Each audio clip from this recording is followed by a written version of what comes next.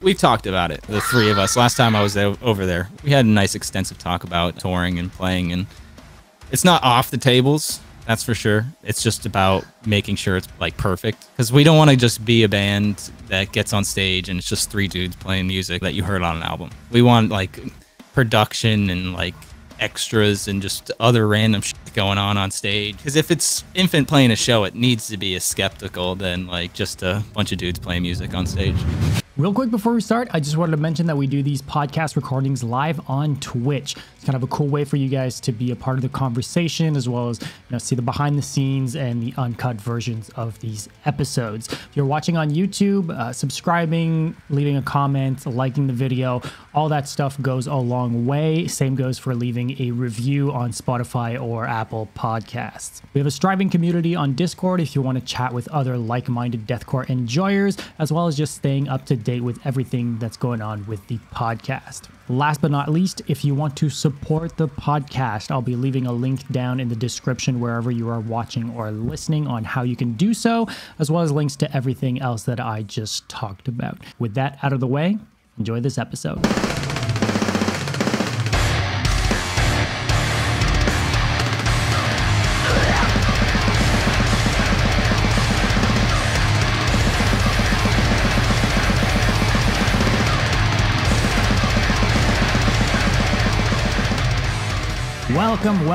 Welcome to the Brutality Podcast. This is episode 60, and my name is Dom, joined as always by my co-host Yan, and today we have a man that needs no introduction, a man, the Goblin himself, the man of many musical projects, Dickie Allen. How you doing, man? Welcome to the show, man. Good. How you guys doing? Doing great. Dude, doing amazing, actually. You probably won't be surprised, but when we were talking, obviously, about who we would like to have here, your name came pretty early on. So it was a moment that we were all, including our community, waiting for. So welcome to the show, dude. Hell yeah, dude. Yeah, I've seen I've been tagged in it a bunch on Instagram. So finally glad that we got able to get together. Yeah, I like to do the which guest would you like to see kind of stories. So my bad. No, it's all good. I don't mind. The other thing too, I did the flyer for the show, and a lot of people were under the assumption that somehow you were touring with Infant Annihilator. I thought that was kind of comedy. I thought the big fat Dickie Allen at the top kind of made it obvious that it wasn't a show flyer, but hey. Yeah, I saw that too, man. Fucking everybody was just like, "Come on, man, you fucking got me hard for no reason." Like, what the fuck? had to do it to him, man. Yeah. But yeah, man. Let's look. So we love to dig back in time, as you saw the post we did today with a bunch of the throwback. Yeah, that's another thing we have to do over here. But we'll likely jump kind of all over the place on this one, because you've got so many projects and things that you've been involved in. But maybe to kind of kick it off, why don't you kind of talk to us about getting into vocals and maybe some early influences, or what was the process for you to start learning vocals? Maybe first bands you were fucking with or whatever.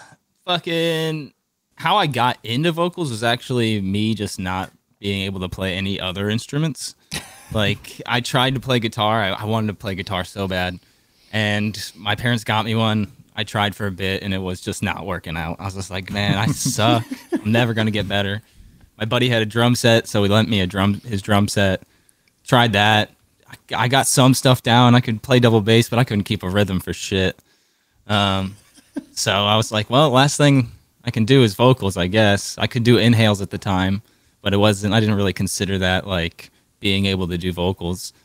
So I just took what I knew doing inhales, watched some videos online at the time when YouTube wasn't nearly as big as it is now. The very few video. We probably watched the same ones. If it was like 4 videos, yeah. Yeah, definitely. So yeah, I watched some of those, and one video really helped, and then boom, it just like it clicked. It went overnight from being able to like not do anything just to being able to do gutturals, which was pretty fun. But sorry, go ahead.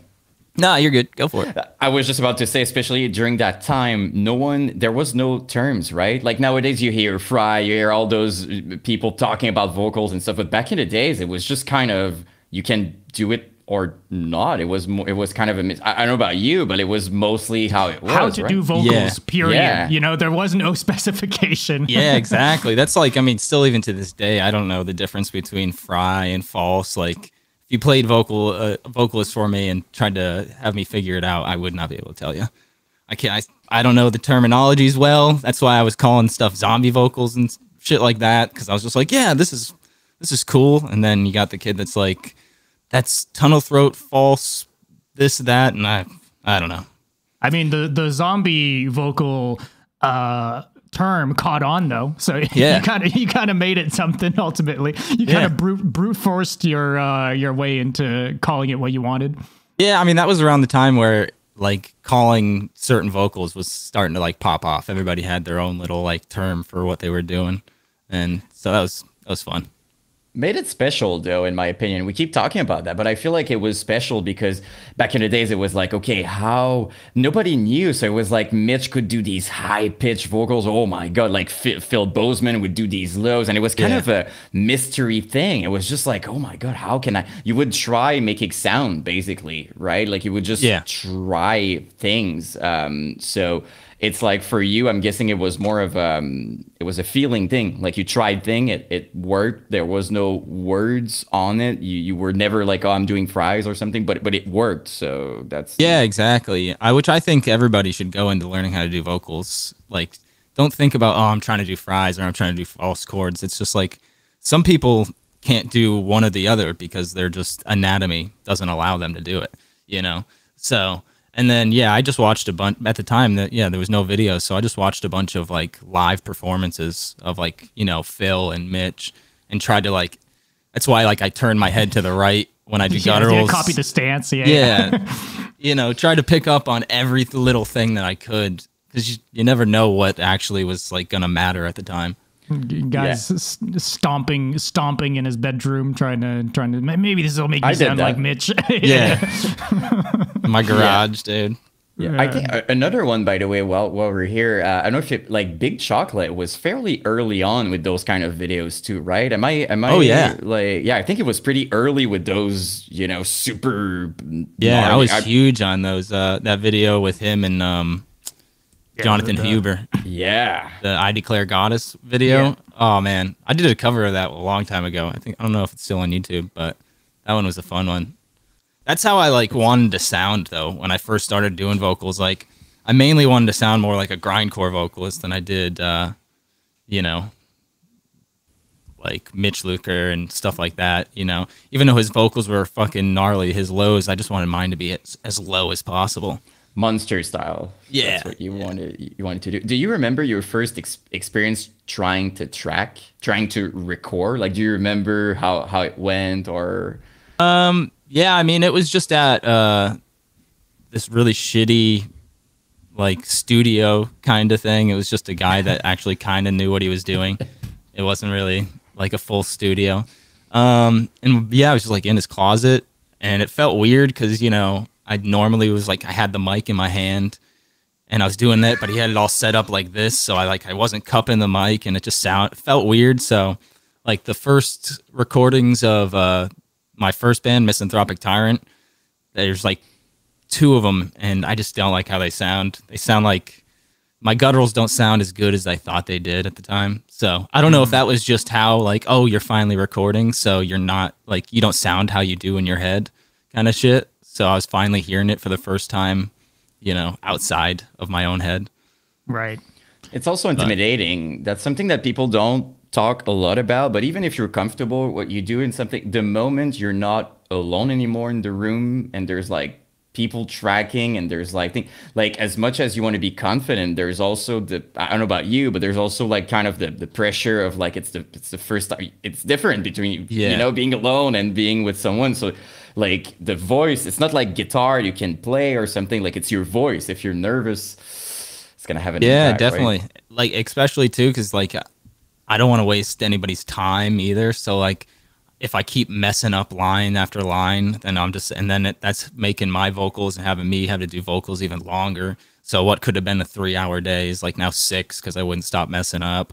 And, you know, I don't want to bring the engineer along with that ride. So I don't know. Yeah. For what it's worth, I'm pretty sure today this engineer who had the privilege to record you very early on is probably super happy about it. So I'm pretty sure he doesn't feel like his time was wasted in it anyway. Oh yeah, so there's that. But I get your point, right? Like you're not alone. So like if you're alone, you can take 3 days if you want. Who cares? Yeah, like, I love doing stuff just by myself or like on stream and stuff, recording covers on stream because I can just wing it, not really care what anybody else wants me to do vocally, like sound wise or anything. I don't have to hear it. I just get to just go and just do my thing. Take your time if you want to come back to it. If there's anything that messes with you the next day, whatever. Like, yeah. It's way better than when I'm recording with Aaron and we spend like an hour or two on one line because we want to get it perfect. I feel that. Oh man. Yeah, I'm sure they are like that with everything, right? Every part, okay. Yeah, all the instruments. That's why it's taken so long to get this album ready to get out, is because they would just write one thing, write another song, and then go back to the other one, and then they would be like, oh, well, what if we did this? And then, oh, what if we added that? And just, it turned into just years and years of just constantly re-editing and changing something. And like what they told me, because I didn't get to listen to any of like the first drafts. I only got like what they have now. And they were just like, you wouldn't even recognize the album. It was like a completely different album before they added all the changes. That would probably also, I mean, for your sake, probably the best, you know, like, because then you're kind of getting used to how a song sounds. Yeah. You're getting flow, like patterns and flows in your head. And then you get later down the line, they're like, oh, wait a second, this isn't even a song anymore. Or it doesn't even have nothing to do with what I had in my head. Yeah. Oh, definitely. Probably best that way. Yeah. Yeah. They've done that every album I've done with them, like last like month. They're just, or like a month before I have to go record. They're like, yo, it's ready. Let's go. And I'm like, oh shit. All right. Let me pull my notes together. Yeah. I mean, look, let's kind of talk about that. I mean, you've been working with them for quite a while now, but how was it initially getting into contact with, you know, Infant Annihilator? You had big shoes to fill. You know, Dan Watson was a beast, you know, prior to you with them. And you guys obviously don't live in the same place. So what was that whole thing like? Like how do you initially start talking? It was mostly mutual friends. Aaron, I think, was on tour with Black Tongue and Traders or Dealey Plaza at the time, and then this other UK-based band, Desolated, was playing over in the States. Cool. So Aaron was filling in for the drummer for Desolated. And was just staying at my buddy's house, and they just called me one day, and they were like, "Yo, we have somebody here that really wants to meet you." And I was like, "All right, who?" I'm like, "I'm busy," and they were like, "Just drop what you're doing and come hang out." So I went over, and there was Aaron just hanging out.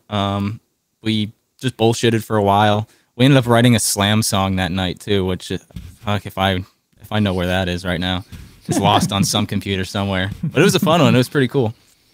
So yeah, we just hung out there for a bit, and then Traders was going on the tour with Desolated, and I was just like, yo, you mind if I just tag along and come hang out and just get to know Aaron a little bit better? And then while we were on that tour, he popped the question. And he's just like, guess that was... Yeah, he was just like, yeah, me and Eddie have been watching your videos on Facebook for a while now, and like, you were the guy we were eyeing up. It just so happens that we were able to actually get in contact, like in person, which was really nice. Yeah, and like actually hang out for a while and feel the vibes out before, especially for like something that's like ultimately long distance afterwards, right? Like, I guess it's probably cool to have had that initial contact for a little while, for a few weeks to actually get to know them versus like, you know, just chatting online and you don't even know if you'd get along in person. Yeah, you know? Yeah, definitely. For sure. I mean, I didn't meet Eddie until they flew over here to do The Egg. So that was like my real first time hanging out with him. But I mean, we've gotten we've gotten along from the start, all of us. Like, I mean, obviously they've been best friends for years upon years. But the moment I joined, yeah, we all became fucking really close, which is really nice.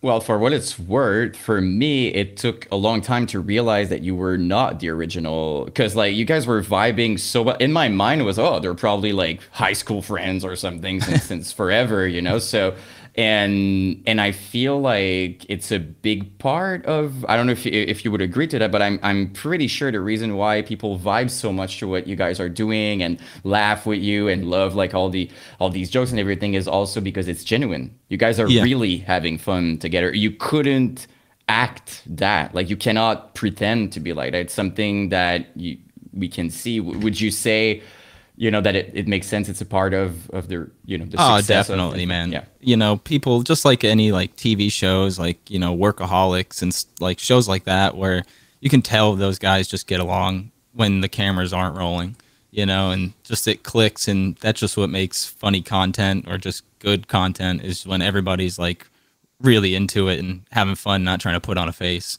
you know? Yeah, exactly. Because I think, you know, like it wouldn't, even for you, I mean, like you spend a lot of time working with people, right? So if it wouldn't click, like it wouldn't make sense to work so much Yeah, together. yeah. So I it's mean, just, even like with joining Necro, I didn't know exactly if it was going to be, because I was just going to fill in for the like tour. one tour, right? Yeah. Yeah. So I was just going in to fill in, and I didn't. Alex like kind of said something about it before I joined before I went on the tour. Like, hey, yeah, we might be looking for somebody, just to, you know, let you know. I was like, all right, cool. Maybe we'll see where this goes. And then, yeah, I didn't know if it was going to be like, all right, am I going to vibe with these guys, or am I going to do this fill-in tour and not think twice about, you know, joining if he asks me? And I mean, same with those guys. I joined first day or two. It was like we've been friends for years, and it's been awesome. So, you know, I'm an easy person to get along with. It's such a contrast in terms of styles of bands compared to what you had done prior, right? Like, it must have been how different was the approach to learning those songs, and kind of, I know like the parts you're performing, it's not like it was like completely off from the style of vocal that you do, but you're clearly putting your own spin on the songs as well, and putting your own voice out onto the songs. And I think that's what makes the collab like work so well personally. But like how is it to approach a band that's like so different to what you're used to doing? I mean, I love it. I've always wanted to be like the tough guy, macho man, front guy for like hardcore bands or something like that. But that's just, you know, not the character that I am, and, you know, the size that I am. I'm a tiny little guy. Mm-hmm. But so I've always just enjoyed having fun and being a goofball on stage. So it kind of came naturally with those guys, like performing their songs and just having fun and just being goofy on stage. So, because like, yeah, I never even performed with IA, even though I write it all and all that, you know, never performing with them. I'm sure that the vibe would be a lot different. Like, same with like Scumfuck, like that's more aggressive stuff live. So it's a bit different.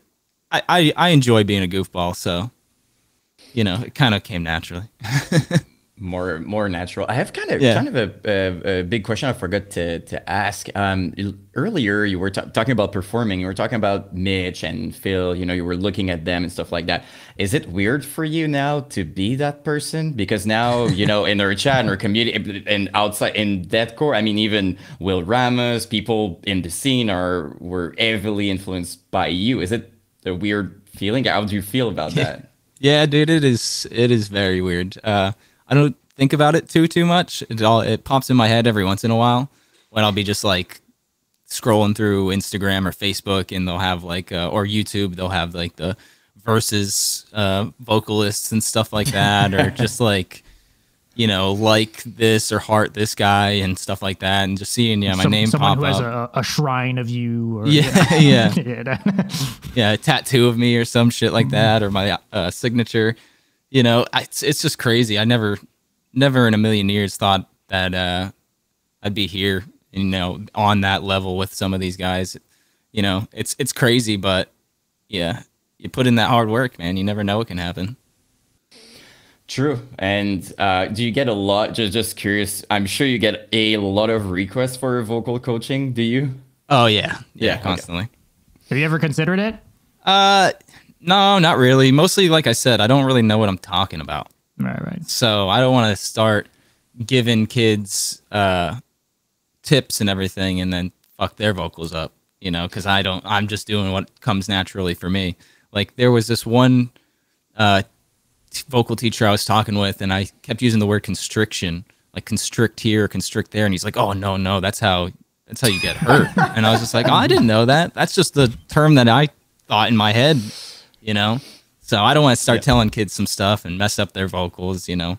Better going to somebody that actually knows what they're talking about, like Cardivox and stuff like that. Oh yeah, I mean, but you have a good point. I didn't even think about that, but it's a big responsibility, though. Like to be like a teacher, it's kind of, if something happened based on the tips that you gave, it's like I didn't think about that. Yeah, because it's not like an instrument. You know, it's your throat, it's your anatomy. So right, like worst case, you suck for 2 years, like that. Yeah, but yeah, you can mess yourself up with. You're not cutting your fingers off playing guitar. But, you know, you might rip your throat up trying to do vocals the wrong way. Yeah. No, keep pushing. Sure. If it hurts, that's a good sign. Yeah, push harder. Keep doing it. It has to hurt up as much as you can. And not to jump in already, but I saw like a good question in our chat. If it's fine, I just wanted to read it. Do you have any preparation, because we're talking about vocals? So if you go in studio or you do any kinds of vocals, or even before live or whatever, do you have some sort of, I don't know, ritual or things that you do to prepare? No, not really. Other than drink a couple beers. That's pretty much it. Yeah. If it works. I figured that was the ritual. Yeah. Drink a few beers, you know, scream a couple times, I guess. I'll just let out a few, just and be like, all right, it works. It clicks. And then go on. Another thing you could teach in your classes: drink beer and then drink beer, don't warm up. Yeah. That'll help so much. Well, but if it works, dude. I usually, like, with studio, you know, I just warm up as I'm recording. Like within a couple, like there's been times where, like, even when we were doing this last album, I would get through a minute of the song or whatever, 30 seconds. And then my throat would feel a lot better, so we would go back and redo lines we thought were a little weak. And then live, it's just like my first song, I just kind of take it easy, you know, get into it. But yeah, I'm not the guy that's like screaming in the back and, you know, drinking tea and honey and doing the like whatever those things are. Well, less trouble. You know, less thing to do before. I don't think it'll be good for me in the long run. That's why I don't suggest anybody do it. But, you know, we're here. To be fair, you've been doing it for a while and it works. So yeah, a few of those years I wasn't drinking as heavy. Okay. I wasn't old enough. But important part. Yeah. Okay. Yeah. Okay. Still, the beginning era, I was definitely just smoking a bunch and doing vocals constantly. So. And then I turned 21 and boom, you know. Oh, we're still here, so. Yeah. You keep referring to this last album. What are we talking about here? Are we talking about Mr. Sister Fister, or are we talking about the follow-up? The follow-up, the new IA album. I just went over for 3 weeks, and we got... You did that kind of like in secret, right? I didn't see anything online about you going over there. Yeah, they wanted me to not say anything. There we go. I did say some stuff like on my Twitch. Like, I mean, I'm constantly blurting out random stuff that I probably shouldn't be when I'm live. But they asked if, like, because I usually post like on my Instagram stories flying over or getting on the flight and stuff like that. So they wanted me to wait until we could do that stupid airplane bit with the toilet seat. Mm-hmm. So that was all Aaron's idea. So I was just like, screw it, I don't care. I think it'll be pretty funny too. And then it didn't turn out anything like we prepared it. We like had a full thing where it was gonna cut a bunch like after the toilet bit, and then we just ended up dancing instead. Yeah. Yeah. I mean, it worked, and it got Yeah. people hyped Yeah. for what it's worth. So, but Yeah, I was but there that's cool. I was there for 3 3 weeks, yeah, and we got more than half of it done vocally. I think I still got to do a couple songs, but we're gonna do that remote here. Okay. So Cool. got some cool plugins with Cubase, I guess, where I can like record from here and it'll go directly into his session, which would have been really cool to know about before flying to the UK. Yep. Well, now you know. Yeah. Didn't even know that was possible. If I'm honest, I just learned Yeah, it I didn't now. know either until he brought it up, and I was just like, "What, dude? Like, we should have been doing this for a while now." Which is good. Once we get this set up, then we do have a lot of plans for future music past this album going forward. Okay. So, not trying to wait another 5 years to put out more music. We want to be a bit more consistent with it, which will be nice. For what it's worth, I don't think people are waiting so much for the album. Like every single time it's mentioned or anything, it's like, where's the new music? The new music. Like, do you feel, by the way, a little pressure from it, or are you okay with No, that? I don't mind. Yeah. Okay. It doesn't bother me at all. I know kids want new music. You know, nothing anybody says about like hounding me for new music would bug me because, you know, I'd be the same if I had a For sure. artist that I really enjoyed and they didn't put out music after 5 years, when it's usually, I think, like 3, I think, is our normal cycle. Yeah, still impressive though. We were talking about that before the show, but like it's impressive that there's, you guys are keeping the same level of hype no matter if you drop music or not. People are still waiting for it. There's even newer fans and stuff like that. Like, Yeah, definitely like there's a cult-like following. Yeah. Is kind of what we were alluding to earlier. Like, which probably comes merch. with its pros and its cons, but like it's you guys are one of those bands in the genre, in the space that definitely has like a special kind of hype compared to a lot of other bands that wouldn't have put out music for 5 years and they'd be forgotten about. Right. Yep. But people are just as eager today as they were a few years ago for new maybe music. more. So, Yeah. Yeah, it's crazy, man. I can't believe that kids are still sticking with us after all this time, you know. I fucking appreciate it so much, you know, the patience that everybody has and just knowing that we won't, you know, just give them random music just because, you know, we're making sure that it's really good and up to the standards of Infinite Annihilator, you know. yeah. Do you feel like, I know you cannot say too much about the new album, but how do you feel about like your vocals and stuff like that in terms of like, are you super confident and happy with what you've got? So far? Yeah, I think it sounds sweet. A lot of tones I've been wanting to use more of, that we used a lot of. Tried out some new tones and found out some new little tricks that I didn't know I had up my sleeve, so that was a lot of fun. Those are in there. And just, yeah, this just, you know, the talky parts that we have are just so sinister and just the slams are beefy as fuck. It's just a really well-rounded album, I think. It's like Yaldabaoth times 10, I think. Okay. Yeah. I'm here Okay. for it. Yeah. I'm here for it. Just a quick second to thank the sponsor of today's episode, Indie Merch Store. Infinite Annihilator, alongside Dickie, recently put out an EP, and it is, there's a full spread, and the EP is for sale on Indie Merch Store. So, Infinite Annihilator is back with a brand new EP and merch line. Reconception is an EP from the band that Aaron and Eddie were in before Infinite Annihilator, originally released in 2011, and now re-recorded with all new instrumentation and the vocals of Dickie Allen and Alex Tayan of Black Tongue. Expect all the thrills of Infinite Annihilator with the classic sound of deathcore from the early 2010s. Pick up Reconception on CD alongside with tees, hoodies, flags, ladies' tees, and more. Also restocked are the band's first 3 CDs, so be sure to snag those as well. At indiemerchstore.com, you can use code BRUTALITY for 10% off. and it also helps out the show.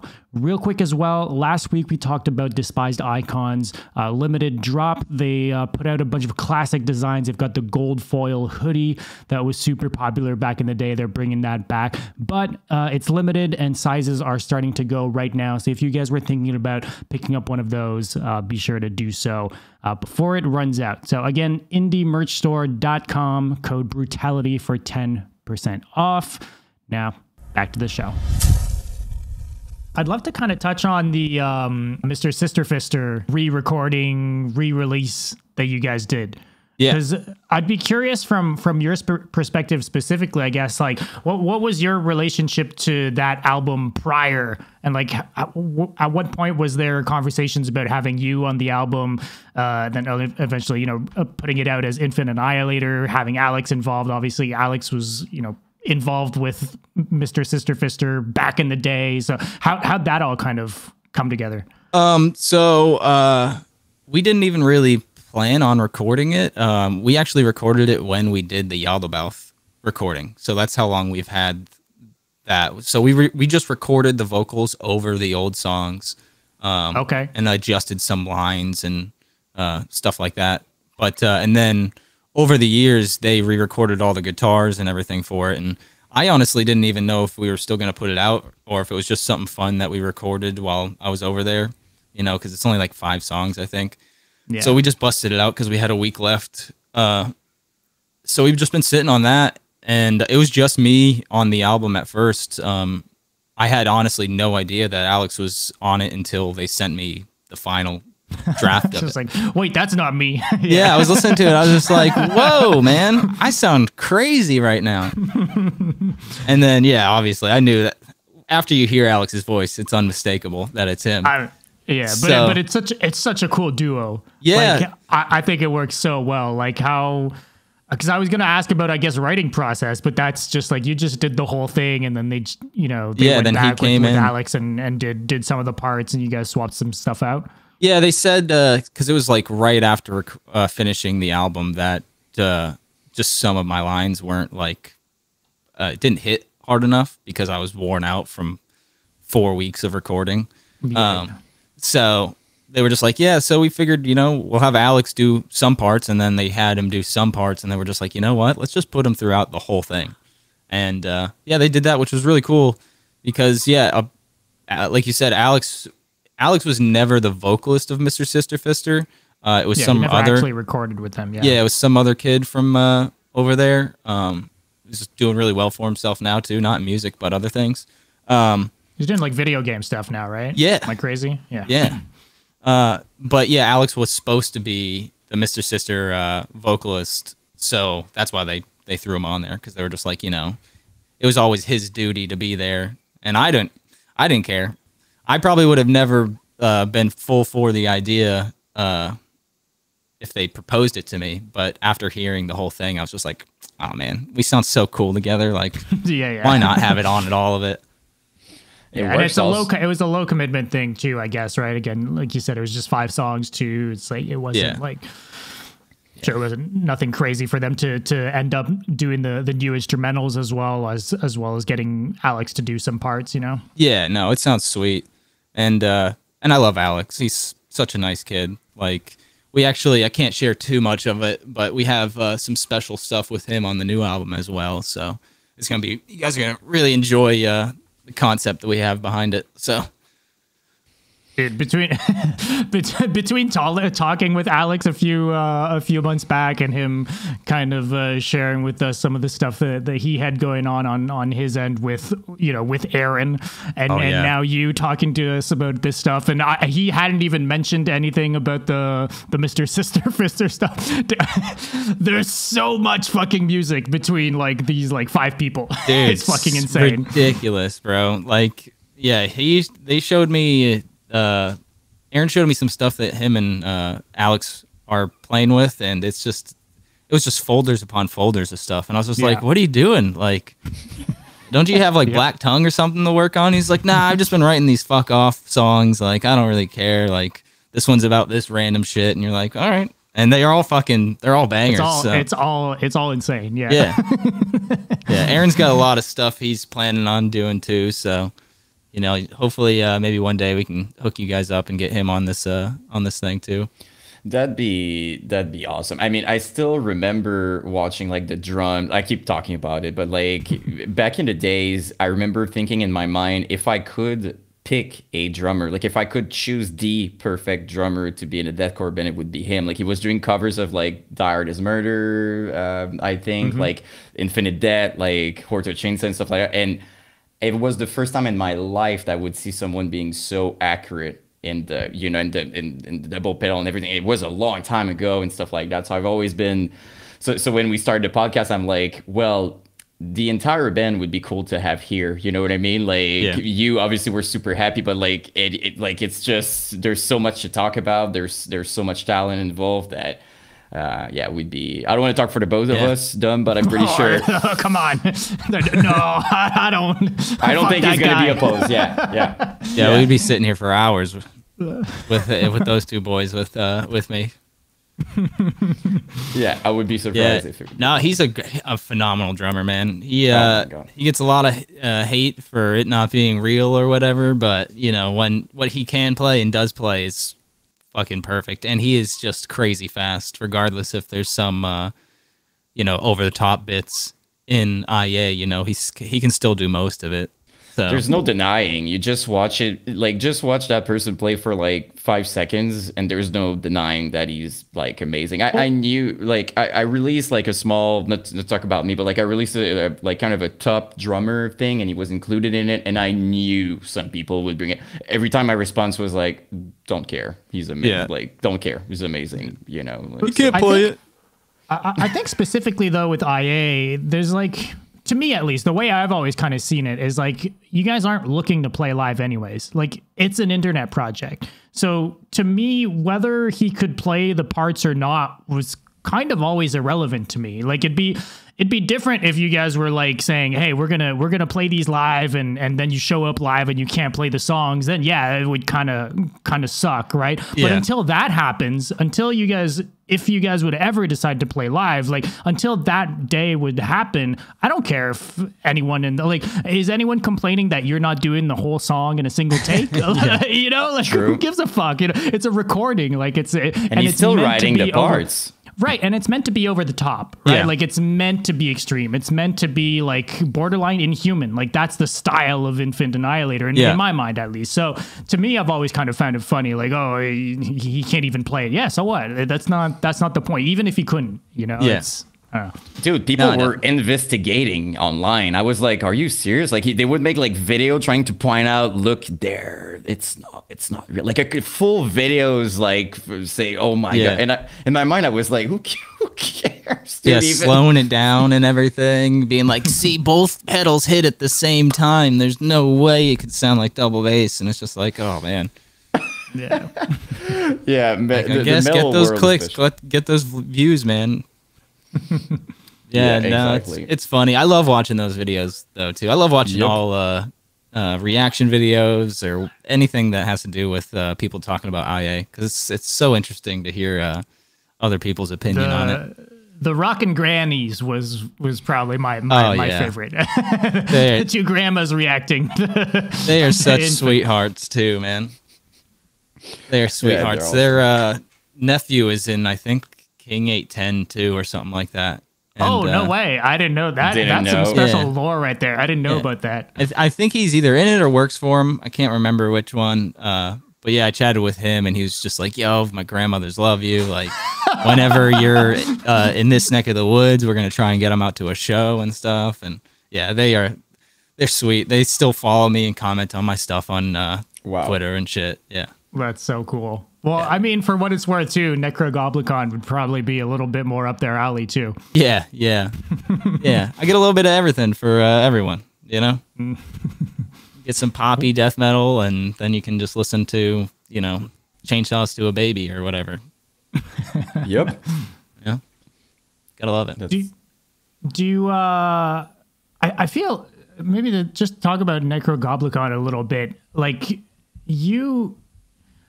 I feel like that's a band that's a great I don't know how to put it, like a good festival band, like a good all-rounder. Like I was alluding to the Grandmas. Maybe it's maybe more up their alley, because I feel like someone who doesn't even enjoy metal could still get a kick out of the performance that is Nekrogoblikon, right? Like, because there's more going on. That it's like Gwar. It's like these bands that are more that it's theatrical. It's more of it's more theatrical. There's like there's bits. There's some funny stuff going on. You know, like I feel like, I don't know how much of a change of pace is that for you to perform than something else that's more like quote unquote serious in terms of like metal. I mean, like I said, it's a lot more fun and a lot more relaxing, because I'm not. The music just speaks for itself, and like the show and John being on stage and singing and doing his thing, and our little bits in between songs. The show speaks for itself. So I don't have to sit there and try and work a crowd too much, because everybody's just having fun regardless. I'm not sitting there, trying to get people to throw down and get violent and this and that. Hyping people up to be mad. People are already just having fun and just pushing and, moshing and doing their thing. And then, I mean, we have a lot of parents bring their kids out and stuff. A lot of people dress as goblins, kids dressed up as goblins and stuff. It's really cool. I love it. I brought this one kid on stage. I think he was like 12. And because he met us at the meet and greet. He's like, yo, dude, like, is there any way I can get the microphone to do a line? And then he like brought me over where he's going to be standing in the crowd. And I'm like, all right, bud. I told the band, and they were like, yeah, do whatever you want. So I was going to initially just give him the mic. But I was like, you know what? Picked him up over the barrier, put him on stage, and let him have his moment. So, yeah, I mean, I love that stuff, man. It's so much more fun than trying to be like this brutal band. It's like weirdly family oriented, but also like still really... It's on the line. We do have some really gross jokes in our set sometimes. So sometimes I'm just like, oh man, there's like dad with his kid, in the front row. But you guys have been doing some crazy festivals and tours and stuff. Like you guys were just out with Dragon Force. You guys played Riot Fest this summer. Like. Dude, that must be pretty cool too. Like it was probably some of the biggest shows you've played, right?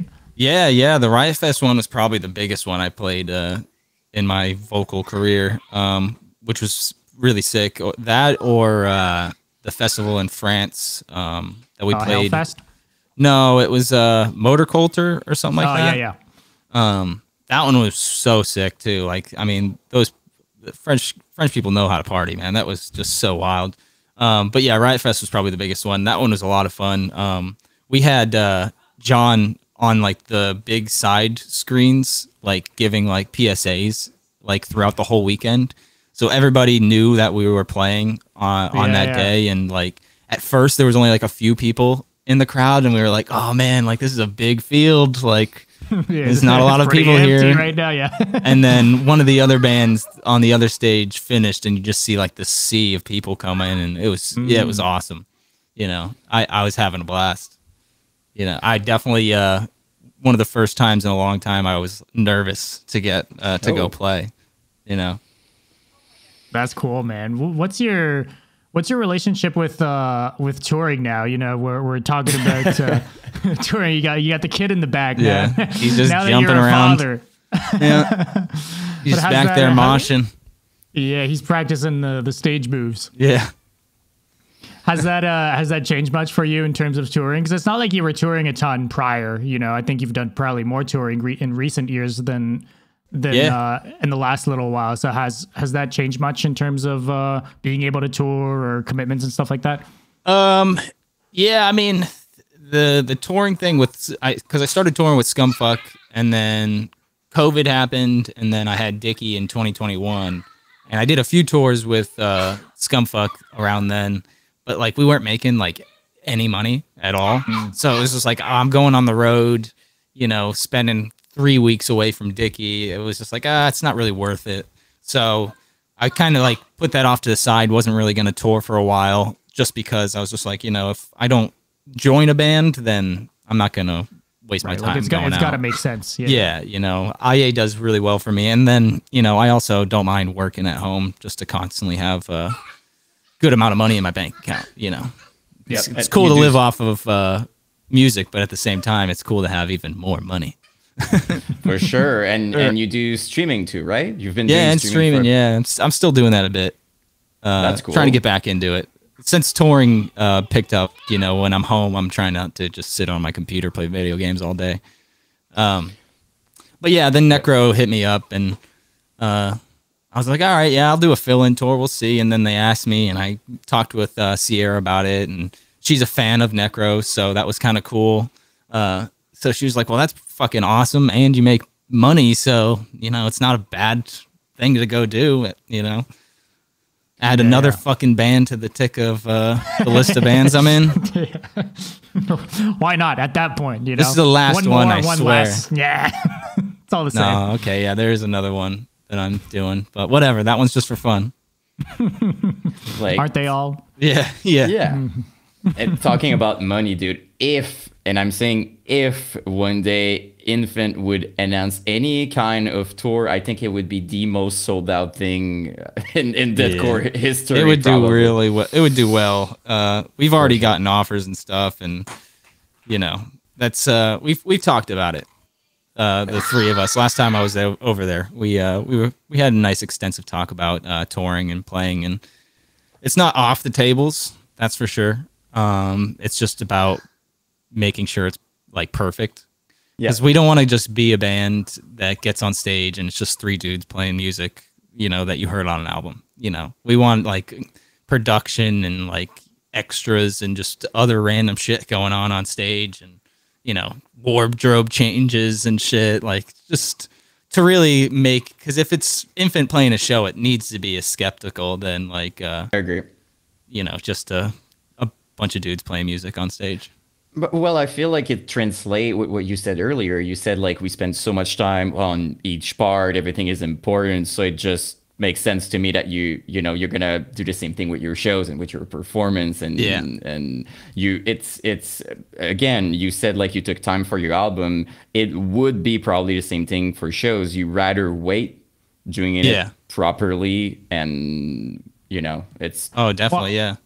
And then if anything, I think, I mean, you guys would at least be in the, you know, a quote unquote privileged situation where at least you guys have like you guys would know people would show up. There'd be money for being able to rig something up and make something cooler than, you know, if you were, you know, some nobody band that has no followers that would want to do something grandiose. It would probably be a little harder, right? The announcement itself, I think it would be one of those tours that would be sold out within minutes. Like, not kidding, like minutes. Like that would be my guess. That'd be awesome.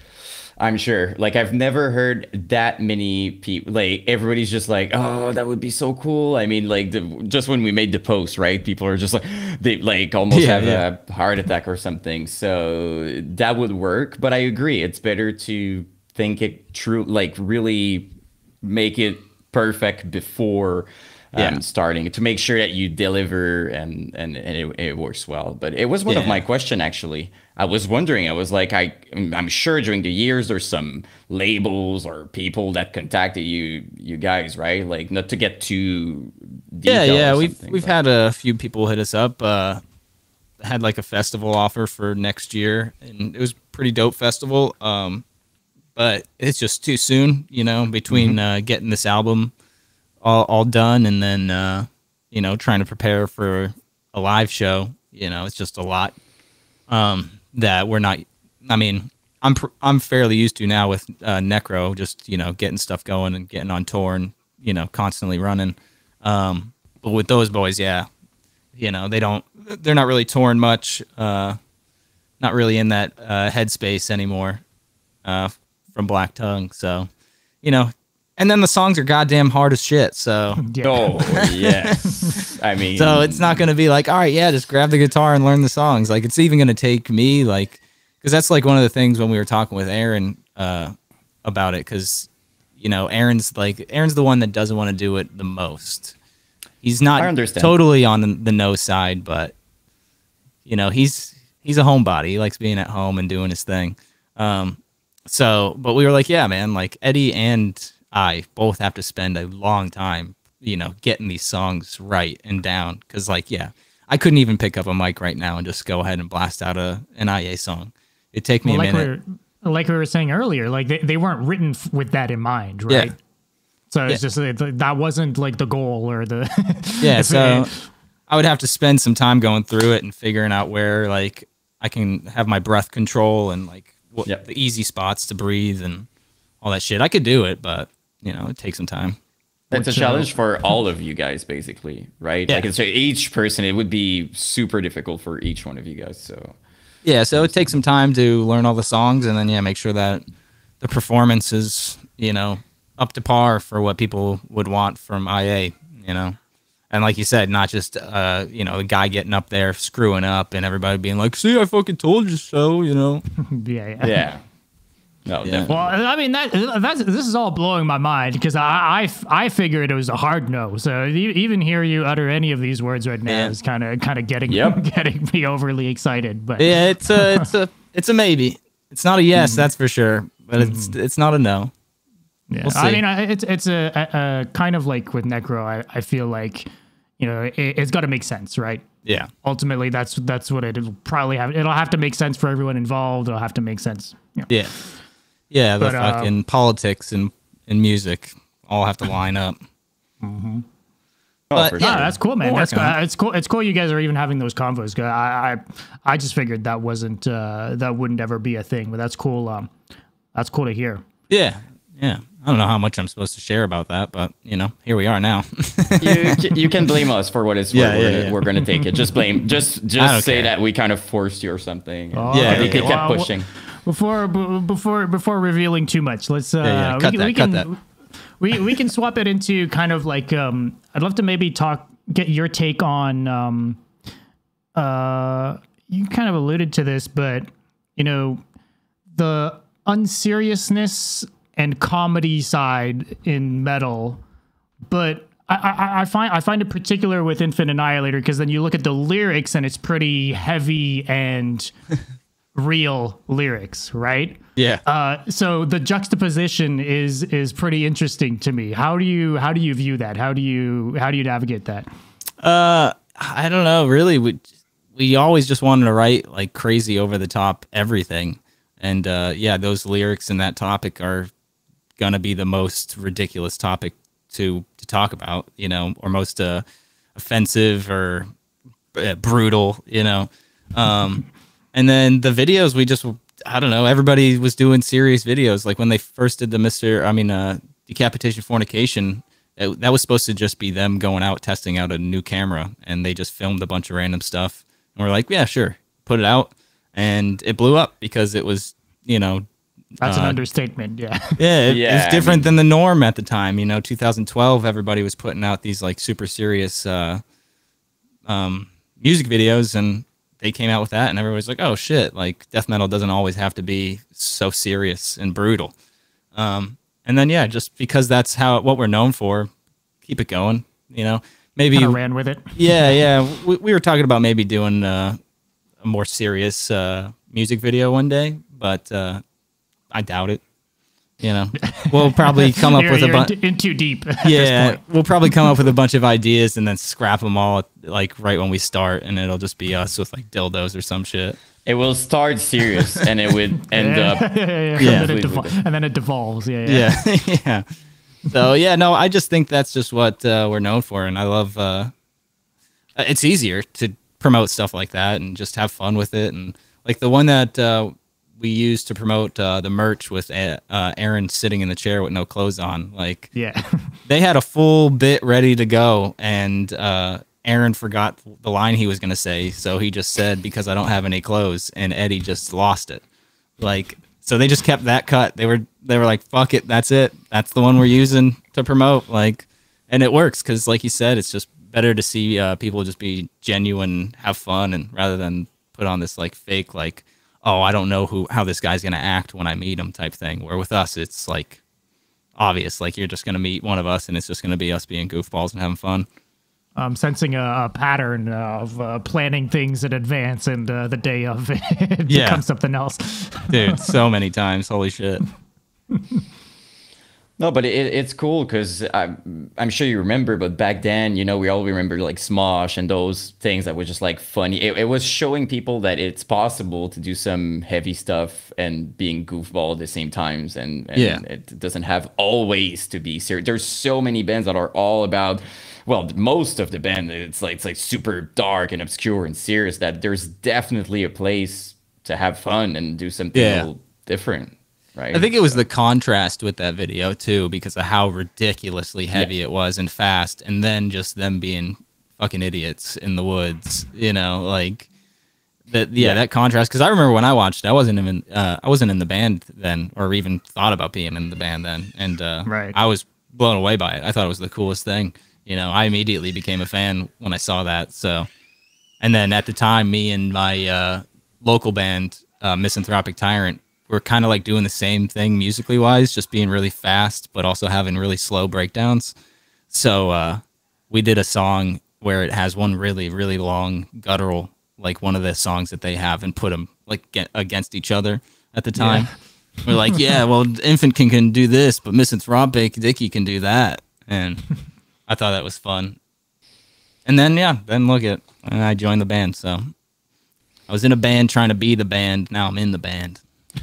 No, I wasn't sure when I made the video about infants. You know, I wasn't when I was talking about this video. I was like, was he in it, or was he kind of, you know, close with that to video? It's because like there's just Aaron and Eddie in the video, right? So you're kind of like, I wasn't no sure. indication, I guess. Yeah. I don't know. I was too focused on mispronouncing infant, and the whole time your band name through to my video, I think so. And Dumb, you made me realize today. You said IA. I should have said that the entire time of my video. I really should. I really should.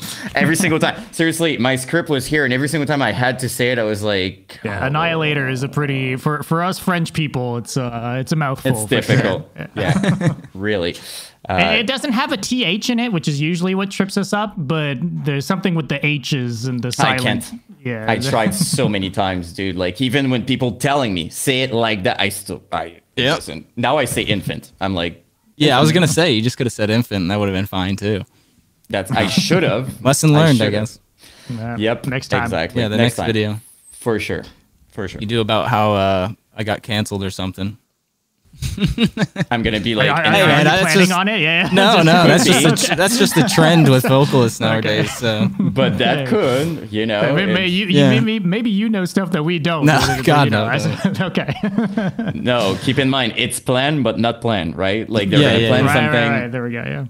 Yeah. And then in our chat, are you planning on it? Boom. That's you know, maybe one day when I feel like getting off.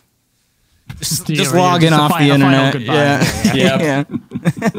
Just make a last round of clicks and money. And you know, I mean, I can't believe fucking IA hasn't been or tried to get canceled or anything like that. I mean, I'm pretty. Some of the stuff, even like a Mr. Sister Fister, Motherless Miscarriage music video, still being on YouTube. I was surprised. I was like, how are we getting away with this? The thumbnail is "come."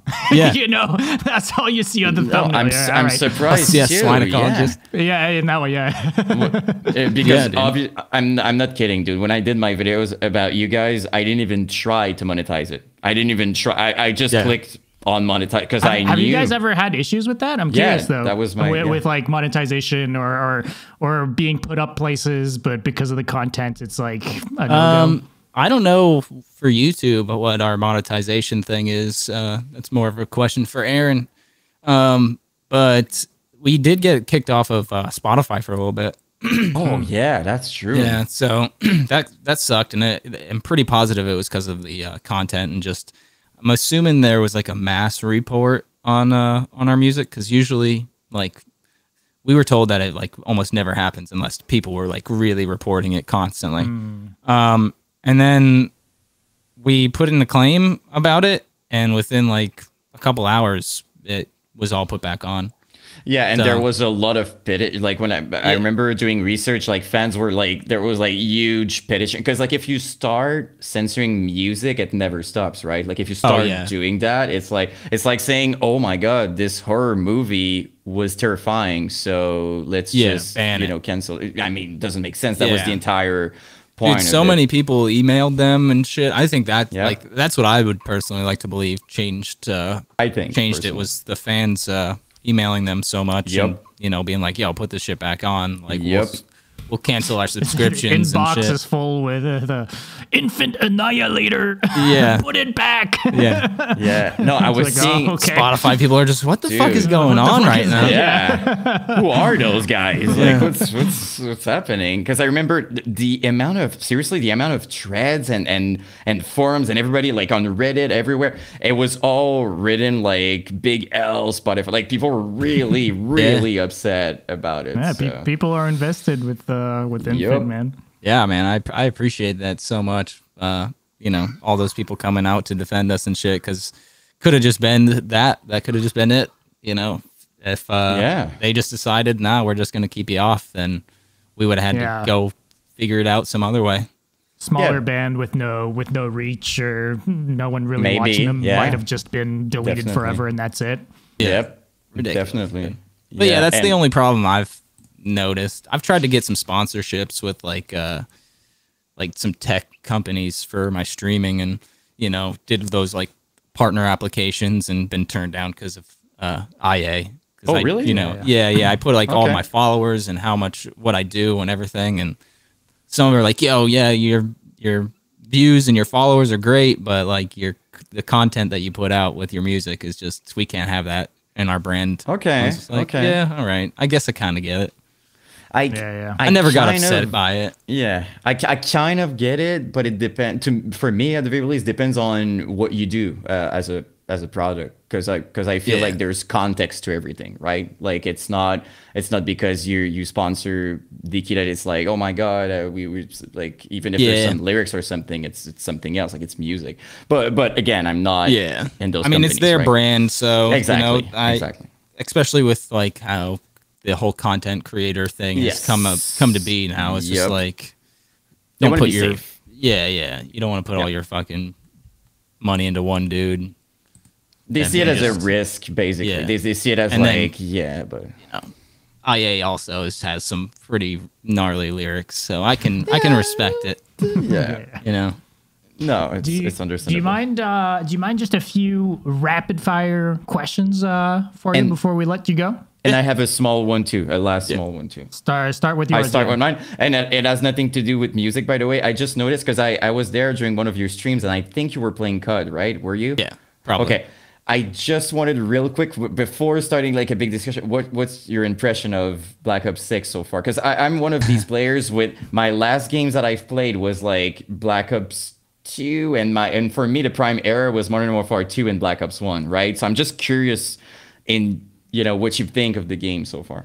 I've been having a blast with it, to be honest. I think it's a lot better than the Modern Warfare 2 remake and even the Modern Warfare 3 one. I haven't really been having much fun with COD since the Modern Warfare 2019 and like the original Verdansk. Ever since then, it's just been like, man, all right, cool. It's just downgrading, but this one feels like the first one that actually feels fresh and new, and guns feel good. I play on mouse and keyboard, so like that crazy visual recoil in the last two games just was terrible. It's been toned down a lot for this one. They came back to a certain that's why I consider taking this one, and it has nothing to do with anything, but I really love Prop Hunt, and I really hope they're gonna make it. They are bringing it back. It's back in this season. Yeah, at some point in the season. I don't know why I love it. So I don't know why I love that. I love it too, dude. I don't really play much of it, but I watch some clips of it. It's fucking hilarious. Great content to make out of it. Yeah, we probably watch the same dude on YouTube. He's doing like all these videos all the time, and it's super funny. Dude, he's hilarious. Oh, he's awesome. One there, worst spot possible ever, and you get caught every time. It's All right, that was All my right. question. I was curious, but Three rapid fire, real quick. What's one band vocal? I took these off of Instagram because there were a bunch of people who wrote in on the Instagram post asking questions. So, for Dickie, what is one band, vocalist, musician, etc., that is your absolute dream in collaborating with? 'Cause you've worked with a lot of people. What's dream collab? Dream collab right now. It was Trevor. And we got to do that. Yeah, absolutely, dude. Fucking love that guy. Such a sweet fucking dude. So I got to do that. That was my dream collab for the longest time. But now I would probably be like Phil or something like that. Like one of the OGs. Like that'd be a lot of fun. I would love to do something with Phil. Who else? Who else would be fun? I don't know. I'd Will love to probably. see that. You know? Sure. Yeah, I think it'd be really fun to do a song with Will. And it would be, for what it's worth, probably a great moment for him too, because as I said, he's mentioned, right? He's talking about like, so I'm sure he would be down for that, definitely. Yeah. Oh yeah. I mean, me and Will, we've got each other's numbers. We're homies. Really, really fucking nice dudes. So, I'm sure he would be down to do something. That would be incredible, dude. Maybe an IA song one day. We'll see. Dude. Hey. Be a nice little feature. That would do well. What is your top 3 favorite Infant Annihilator songs? Ooh. Plague Bearer is probably my favorite because there's just one line that I really enjoy. Then it would be Pelt of Innocent Flesh. I really like that song. Again, just because there's this like one specific line in it that like hits me every time. I'm like, oh yeah, fucking I love that part. And then the third one, probably Feast of Gore Glutton, just because I really like the concept of that song. It's just fucking literally reading off a menu of gross shit. Yeah. There we go. All right. And then you kind of, maybe this is synonymous with the first one, but top 3 screamers in the metal world. Well, who would be some of your favorite metal vocalists right now? Right now, huh? Let me think. Top 3.